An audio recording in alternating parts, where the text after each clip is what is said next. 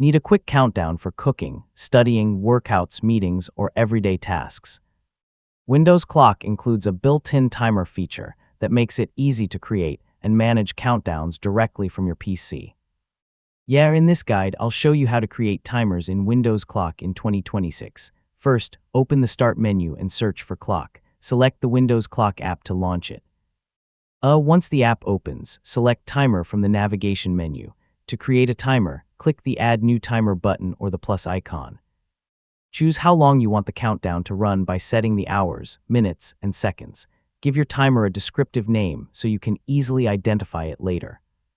For example, you could call it study session, workout, cooking, or meeting reminder.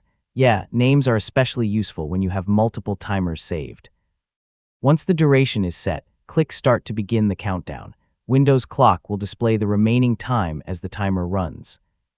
You can leave the app open while you continue working on your computer. If you need to stop temporarily, click Pause.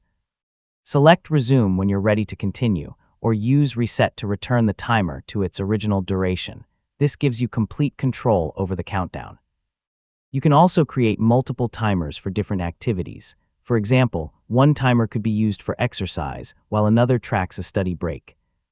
Having several saved timers makes repeated tasks much easier to manage. When the countdown reaches 0, Windows Clock will notify you that the timer has finished. At that point, you can dismiss the notification and start the timer again whenever you need it. And that's how to create timers in Windows Clock in 2026. With customizable durations, names, multiple timers, and easy pause and reset controls, the timer feature is a simple way to manage your time. Thanks for watching, and I'll see you in the next tutorial.